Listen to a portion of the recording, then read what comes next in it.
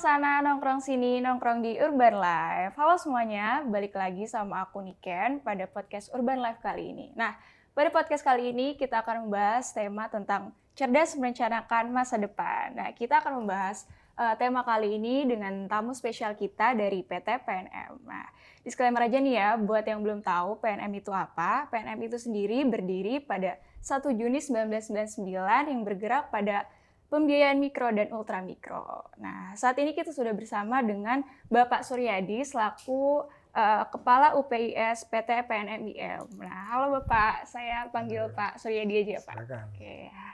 Dan selanjutnya ada Bapak Ahmad Rida selaku LSP PNM. Oke, halo Pak, saya panggil Pak Rida aja nggak Pak ya? Nggak apa-apa. Oke Pak Rida. Nah, gimana nih Pak kabarnya Pak? Alhamdulillah. Alhamdulillah baik ya Pak. Oke, dengar-dengar tadi habis ngisi acara seminar ya Pak? Ya. Seminar. Nah, ada tanda tangan PKS juga ya Pak? Ya. Oke. Jadi penasaran nih Pak, tapi kali ini kita akan membahas mungkin yang berkaitan sama tema kita yaitu cerdas merencanakan masa depan. Nah, mungkin saya punya beberapa pertanyaan yang nanti Bapak bisa jawab. Oke Pak. Kita kan sering dengar nih Pak opini tentang investasi masa muda itu adalah waktu yang tepat. Jadi masa muda adalah waktu yang tepat untuk berinvestasi. Nah, menurut Bapak sendiri nih, opini tersebut itu sudah tepat atau belum ya Pak? Mungkin Bapak Suryadi bisa jawab.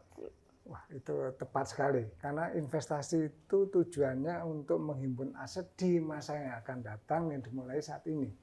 Di mana kalau adik-adik itu pada posisi umur muda, kesempatan untuk suksesnya lebih tinggi. Karena pada saat itu sedang produktifnya.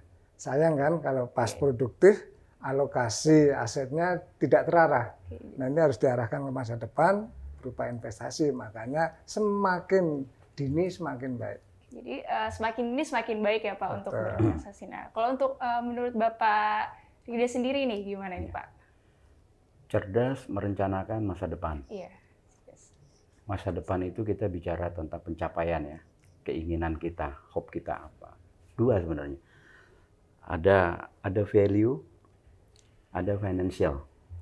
Value tidak melulu dalam bentuk financial pasti memiliki value kan gitu. Oh, iya. Nah, dua-duanya itu kita perlu untuk peroleh dan kita rencanakan dari sekarang, mumpung masih muda. Kalau udah tua, telat. Bukan enggak sih, cuma telat aja.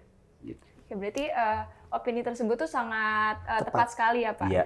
Oke, berarti mungkin Bapak sendiri juga memulai investasi di masa muda ya Pak? Oke, mungkin Bapak bisa sedikit jelasin nih, pertama kali dulu Bapak berinvestasi itu menggunakan investasi apa gitu Pak di masa muda? Waktu itu belum banyak pengetahuan, aran-aran di sektor investasi. Rata-rata yang kita dapatkan adalah bisnis. Oh, iya. Kalau saya dulu pas mahasiswa mulai dengan bisnis beras. Dengan bisnis. Oh, bisnis beras. Dengan investasi waktu itu memang belum familiar. Belum terlalu seperti sekarang ya Pak? Betul. Belum banyak juga portfolio investasi yang ditawarkan. Oke, kalau untuk Bapak Rida sendiri gimana nih Pak? Ya. Tentu saya akan melihat dari perspektif yang lebih luas ya. Dalam konteks misalnya value. Kalau Pak Sur tadi menegaskan dalam bidang financial, kita harus mulai create dari saat muda. Kalau saya lebih melihat kepada value sesuai dengan job kita nih masing-masing ya. Kita punya pembagian kerja. Value yang kita maksudkan di sini bagaimana Anda bisa menjual nih adik-adik kita, anak-anak muda menjual dirinya, kemampuannya berkreasi, maka harus punya kompetensi kan. Nah, ketika kita belajar, ketika kita memberikan waktu, mau meluangkan tenaga kita untuk belajar, dalam tanda kutip, belajar nggak harus di kampus. Misalnya ikut pendidikan di luar, ikut training di luar, itu investasi menurut saya. Nah, ketika itu sudah terukur, teruji, maka itu akan menjadi value yang akan sangat berharga untuk masa yang akan datang. Pasti akan ada edit value-nya untuk adik-adik yang memang sudah mulai mengikuti nih. Sekarang trennya tren sertifikasi soalnya. Oh, iya. Jadi kita bukan hanya unggul dari transkrip nilai atau kita jadi mahasiswa terbaik di kampus, tapi bagaimana kita bisa menunjukkan kompetensi kita menjadi unjuk kerja sekaligus unjuk prestasi di industri ataupun profesi yang mau kita geluti. Berarti investasi dengan ilmu juga ya Pak? That's right, bener banget. Berarti nih ya, menurut Bapak nih, investasi yang cocok untuk anak-anak muda zaman sekarang nih yang baru mau mulai berinvestasi, itu investasi yang kayak apa sih Pak?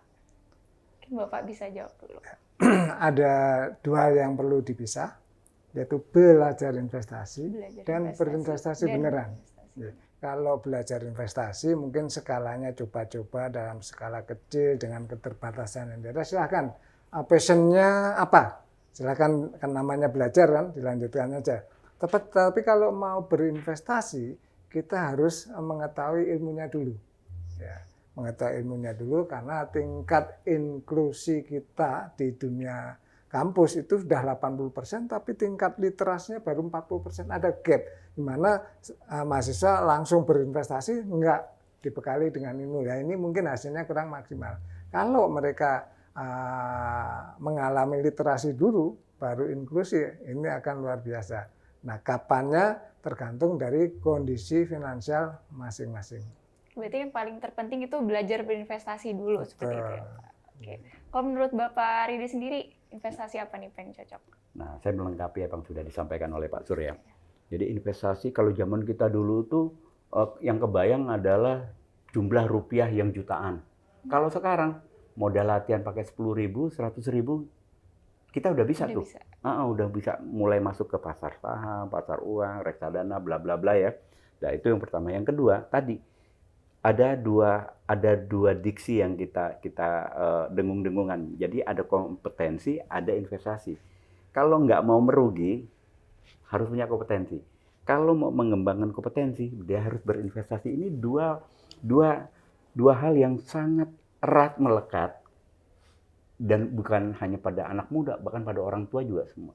Artinya kita yang berpikir kreatif jauh ke depan, atau yang kita punya hope lain dalam bentuk apapun, dua ini harus kita lakukan. Nah, mumpung di kampus Unsud ini luar biasa ya, dan atensi dari adik-adik yang ikut tadi di acara kuliah umum, begitu antusias untuk mengenal gimana caranya berinvestasi, apa dulu yang harus kita lakukan, gimana mulainya, berapa modalnya gitu. Dan kira-kira berapa sih profit yang mau kita dapetin. Dengan dia menyampaikan pertanyaan kayak gitu aja, dia sudah mulai menunjukkan kompetensinya, keinginan. Nah, 3 aspek kompetensi itu nanti yang akan diuji di profesi atau di bidang industri pasar modal atau reksadana, investment management gitu ya. Kira-kira gitu Mbak Niken. Oke, berarti paling penting adalah kita belajar dulu ya Pak. Jadi mengerti dulu tentang investasi, baru mulai berinvestasi. Yeah. Oke, nih. Menurut Bapak nih, ada nggak sih Pak tips-tips untuk yang baru memulai investasi nih untuk menghadapi kayak kemungkinan-kemungkinan terburuk mungkin pada saat investasi gitu Pak?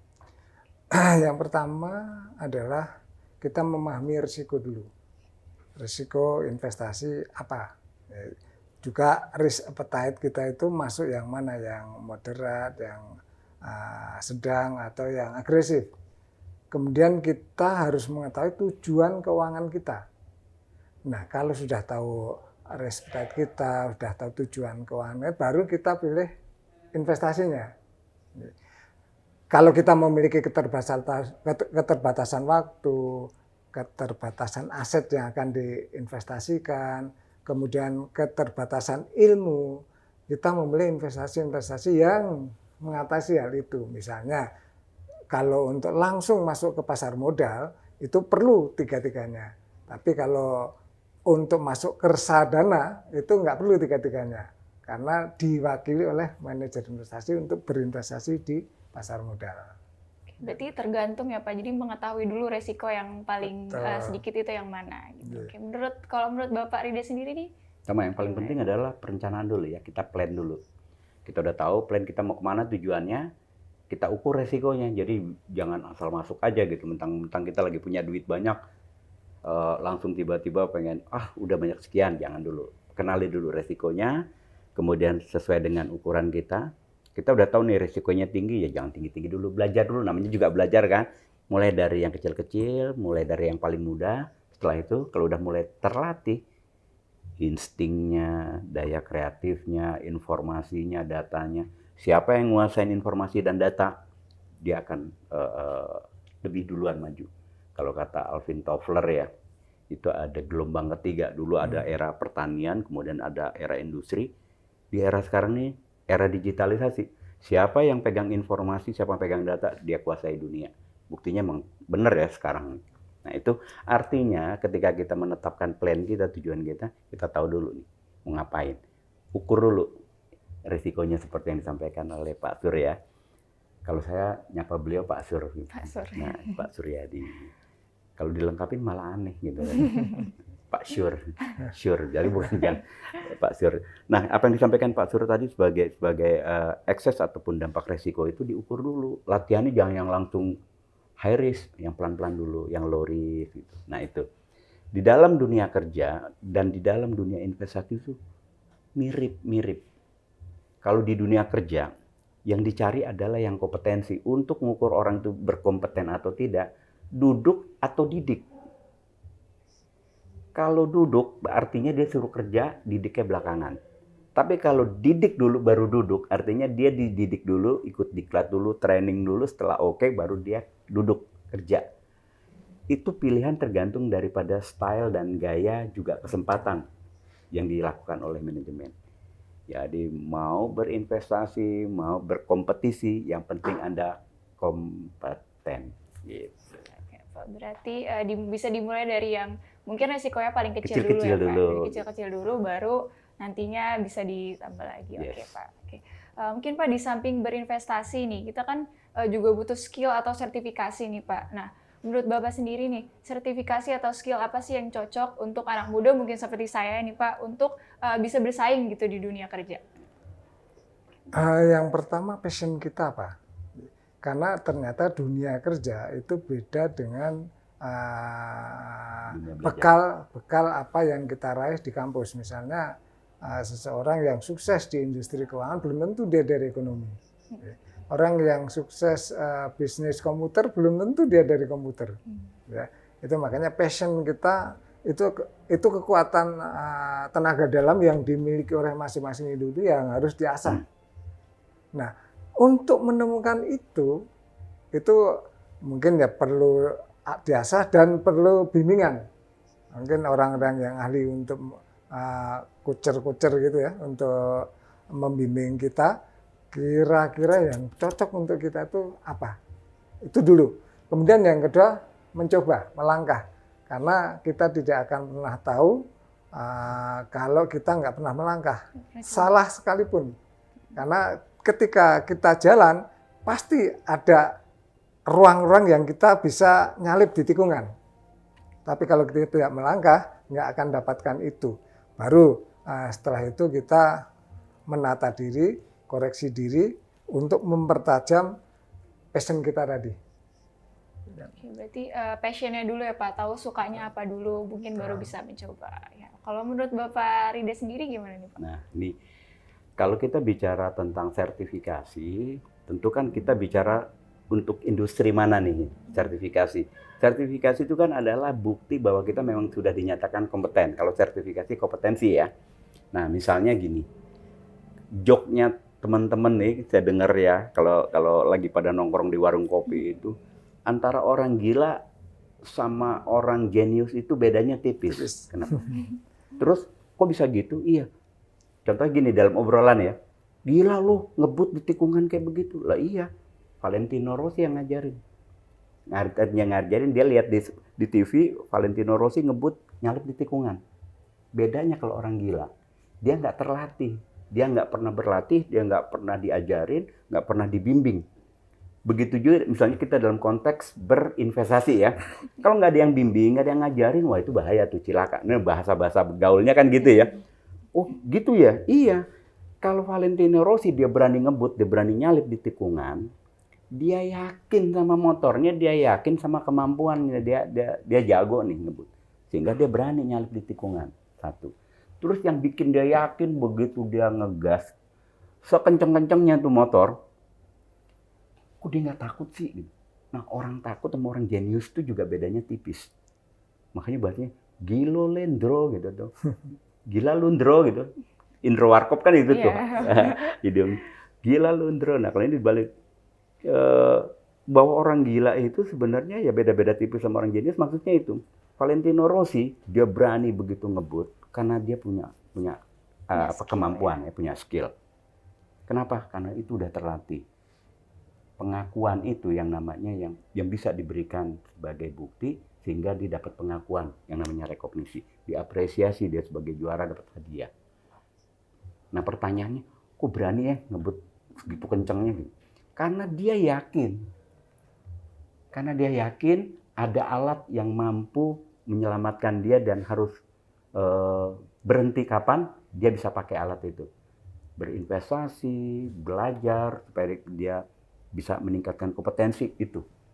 Nah ketika dia ngebut, dia yakin dia punya rem sehingga dia bisa berhenti. Kalau dikasih tahu, Ros, motormu nggak tak pasangin rem, kira-kira berani nggak dia lari sekencang ini?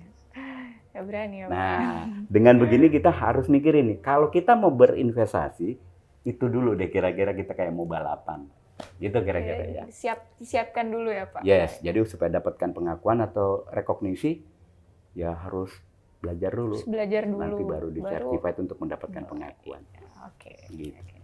Oke Pak, mungkin ya PNM sendiri itu kan punya platform yang bernama Si Jago. Mungkin Bapak bisa jelasin sedikit nih Pak, Si Jago itu apa sih gitu Pak? Jadi Si Jago itu adalah platform online untuk penjualan online yang dimiliki oleh PNM. Nah yang membedakan dengan platform-platform lain, kalau ini Si Jago itu milik manajer investasi, PT PNM Investment Management. Kita bukan agen penjual reksadana ya. Dan yang kita jual di situ semuanya produk dari PNM IM. Sehingga kalau terjadi miskomunikasi, terjadi ketidakjelasan, dan lain bisa langsung diselesaikan. Kemudian juga itu sebagai sarana untuk mengatasi ruang dan jarak, di mana seorang calon investor bisa melakukan investasi kapanpun, dimanapun. Tinggal klik, di situ ada jual, ada beli, ada switching. Ketika akan mencairkan juga cukup dari situ, dimanapun, dari rumah, dari kantor, atau dimanapun lah, lebih fleksibel. Dari mana saja? Dari mana saja. Oke. Mungkin Bapak Ridho mau menambahkan? Cukup. Cukup ya. Oke. Mungkin Bapak bisa kasih tahu nih ke penonton Urban Life nih, kalau mau mulai berinvestasi di Si Jago itu bagaimana dan berapa sih dana awal biar bisa mulai berinvestasi di Si Jago? Sederhana sekali. Karena pertama yang dijual di Si Jago itu ada yang 10.000, ada 7 produk yang saat ini kita tawarkan di Si Jago, ada yang 10.000, ada yang 50.000, ada yang 500.000, tinggal kondisi kita masing-masing, baik yang itu fixed income, pasar uang, campuran maupun yang saham, semuanya lengkap ada di situ. Nah, prosesnya ini karena adik-adik atau semua yang akan berinvestasi di pasar modal, selain nanti download aplikasinya, mengisi identitasnya, KYC dan lain-lain, satu hal itu akan keluar SID. Itu merupakan kayak nomor rekening di pasar modal yang bisa digunakan untuk transaksi seluruhnya, enggak hanya di PNM Si Jago. Semuanya bisa pakai dengan SID itu. Nah, prosesnya memakan waktu 1 sampai 2 hari.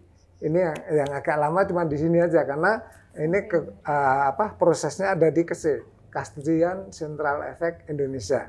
Karena bisa digunakan di semua transaksi reksadana. Setelah mendapatkan SID baru kita bisa bertransaksi mulai investasi di PNM Si Jago. Berarti mulai dari 10.000 udah bisa investasi ya Pak di PNM? Bisa, betul. Oke, mungkin Pak Ridho mau menambahkan atau? Udah dijelasin. Udah dijelasin semuanya ya. Ini Pak, pertanyaan terakhir ya Pak, mungkin ya. Pesan Bapak nih, buat kaum-kaum rebahan yang cita-citanya itu pengen kaya di masa tua nih, Pak gimana nih Pak? Pesan Bagus. Bapak. Duluan. Gantian ya. Buat adik-adik ini yang punya cita-cita pengen pengen senang di masa tua, ya dari sekarang harus dimulai. Kalau bahasanya Pak Suri itu menikmati masa pensiun, jangan pensiun dari kenikmatan.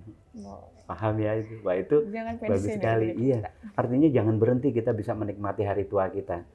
Dari muda harus dimulai. Dari yang kecil-kecil, dari yang sedikit, mudah-mudahan jadi bukit. Itu saja mungkin Pak Sur. Bapak. Ya. Cita-cita itu adalah sesuatu yang kita raih di masa yang akan datang. Biasanya cita-cita itu tidak mudah untuk diraih. Paling mudah untuk meraihnya adalah lewat merencanakan. Kita harus punya tujuan keuangan, kita punya perencanaan. Setelah pensiun kita mau ngapain ya? Saya nggak mau bisnis lagi, saya nggak mau ngurusi bisnis lagi, saya mau ibadah saja. Berarti kita harus menyiapkan peluru ketika masa pensiun tiba cukup. Ya kan? Berarti tugas kita tambah berat nih. Kalau kita besok nggak mau ngapa-ngapain. Tapi ada juga yang nanti pada masa tua saya tetap pengen punya aktivitas berupa bisnis lah. Nah itu lain lagi kondisinya. Intinya adalah semuanya itu harus kita rencanakan. Kita mulai dari sedini mungkin agar makin panjang investasi itu makin ringan. Dana yang kita siapkan. Makin sempit, makin mahal. Risikonya juga makin tinggi. Nah, makanya adik-adik yang masih muda ini silahkan mulai merencanakan keuangannya, disiplin untuk mewujudkan sehat keuangan. Karena dengan sehat keuangan, kita bekerja itu tenang. Enggak dikejar-kejar pinjol. Ya, hidup kita lebih nyaman.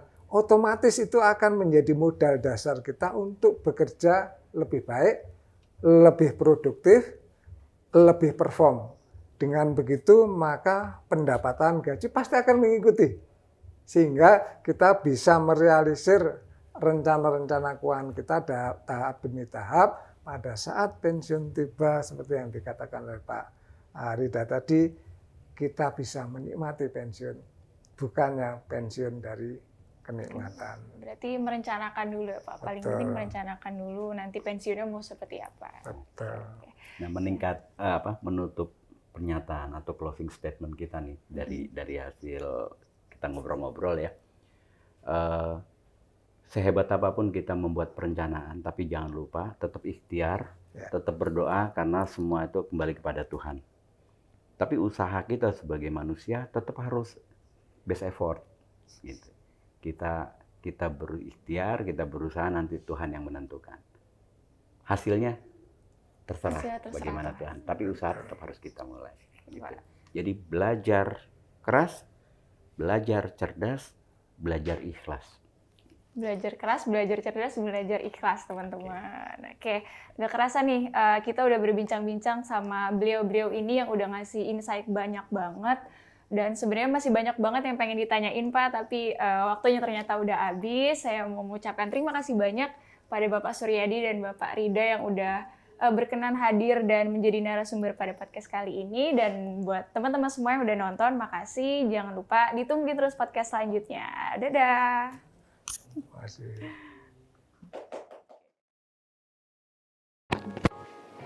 Nongkrong sana, nongkrong sini, nongkrong